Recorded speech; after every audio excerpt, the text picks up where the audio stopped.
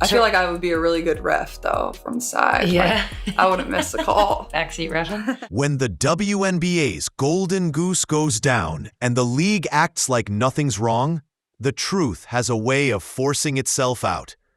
Caitlin Clark just broke her silence in a raw sit-down with Sue Bird, opening up about the shock of being thrown into Game 30 without proper prep. She spoke about watching from the bench as ratings shifted and how it gave her a whole new respect for injured teammates. It wasn't sugar-coated. She exposed just how much the league relies on her star power. Her injury nightmare didn't creep in slowly. It hit fast, starting with a preseason quad injury that changed her year. Challenging part of like all this. So obviously I have the first injury and I sit out 4 games and then I come back and I play really well. Yeah. And I feel really good. And like even this begin the year, like I played great. Like I started the year really good. Like I felt really great. Like my numbers were great. I was shooting the ball well.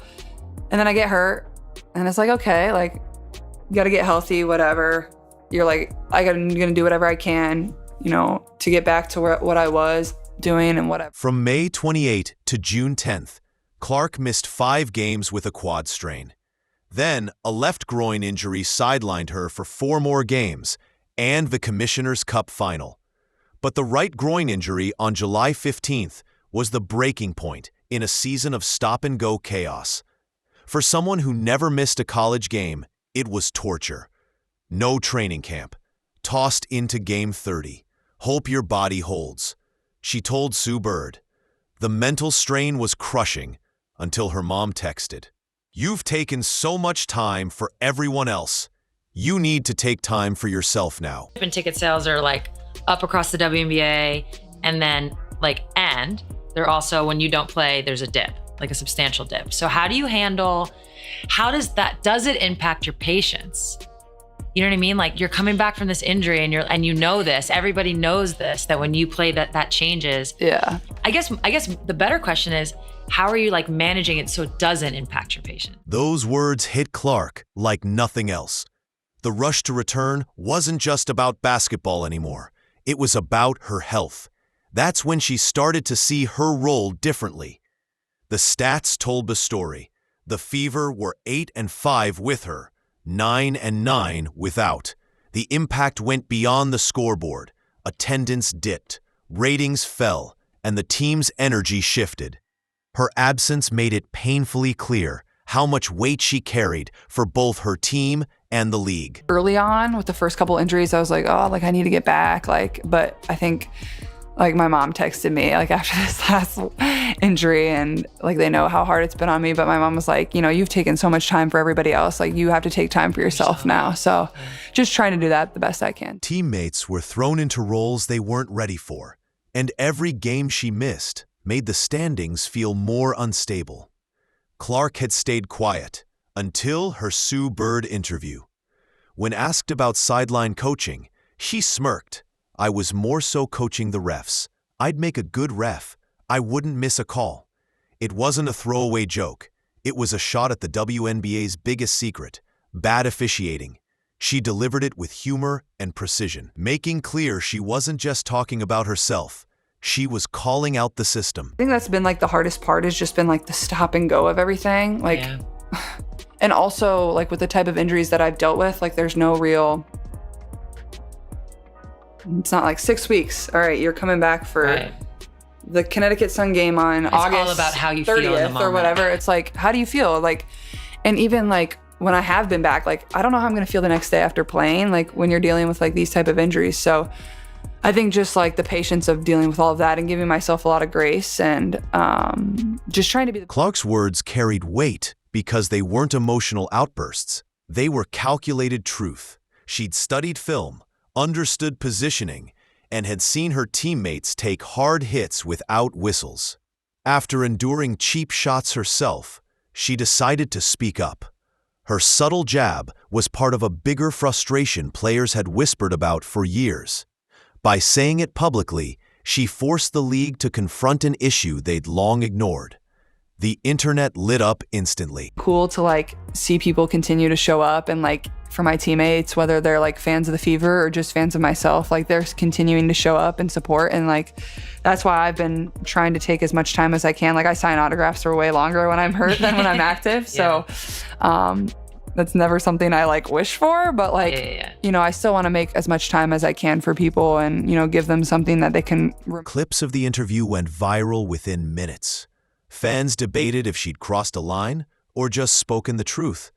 Inside the league, executives scrambled. Was this a PR mess or a chance to spark change? Some feared it would embolden other stars to speak out. Others admitted she was right. Talk shows replayed her line on loop, players privately thanked her, and fans turned her smirk into a meme. But this wasn't just a viral clip.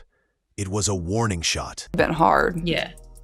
Well, like, I'm gonna go to every road game no matter what, like whether I'm playing or not. Like, and it's hard because obviously I do feel this like responsibility of like being out there and playing, and like, not that I like think there's like a fear of any of this ever going away. Like that doesn't happen when like LeBron or Steph get hurt. Like they're always going to be there. No, like, you know, yeah, exactly. So, but like you do want to play, like you want to give people something to cheer about or scream about, or, you know, people spend so much time and money and resources to come. The WNBA's public response? Silence. And it was deafening. No statements, no memos. Behind closed doors, some executives wanted to warn Clark to keep opinions private. Others feared silencing her would backfire. The referees' union bristled, yet insiders admitted her critique had merit. Data showed foul call inconsistencies. Meanwhile, social media kept the fire alive. I think that's also been really good for me too, is like when I do go out before games and like sign autographs and like see all the young kids or fans or whoever's come to the games, like it just like gives me a really good perspective on everything, and maybe gives me a little bit of motivation and just being thankful for everything that I have, like, and very thankful for like my fans and just the fans of the WNBA, of like how they can constantly continue to support and truly just want the best for me too at the end of the day. Like, you know, I think hashtags like Clark was right and fix the whistle trended. Fans tagged her in every questionable call, making her the face of the officiating debate. The Fever were caught in the middle. Coaches answered questions about her comments instead of games, and teammates defended her. By week's end, it was clear. She'd sparked a movement that couldn't be ignored. I think just how much I was getting pressured. Like it was just like constant full court. And also I think as the season went on, like that chilled out as much. Like it's hard to like want to do that an entire season. Like teams like, you don't want to pick up 94 feet the entire season. Like that's just hard. When Clark returned to the court, all eyes were on her, not just to see her health, but to see if officiating changed. Every whistle, or lack of one, drew a reaction. Early on, she drove into the lane, got hit, and no foul was called. The crowd erupted in boos. Cameras caught her smirk, and the tension skyrocketed.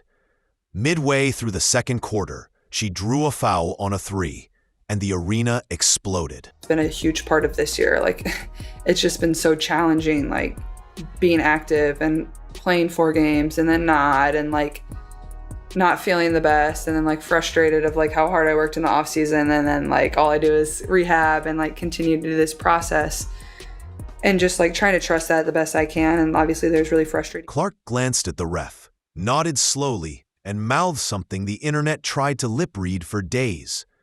She nearly posted a triple-double and led the Fever to victory. But the real story was power, who had it and who used it. Clips of her nod went viral.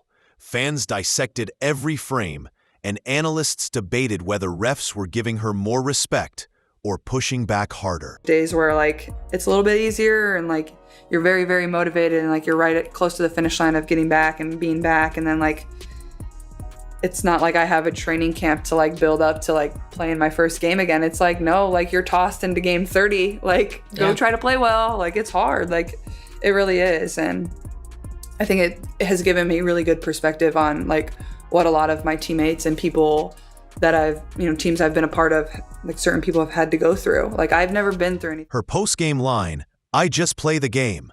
Everyone else can talk about the rest," became the quote of the day. By afternoon, the story had jumped from sports to mainstream news as a clash between player influence and league authority. Clark wasn't just playing basketball anymore.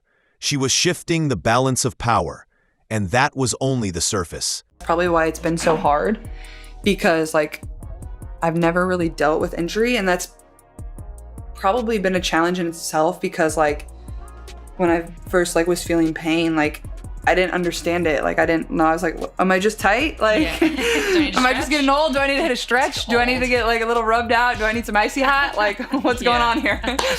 So I think it's been a balance of like understanding my body. And I know like, whether it's this year, whether it's next year, and even throughout my career, I'm going to be very thankful. Her rookie and sophomore seasons have revealed something darker.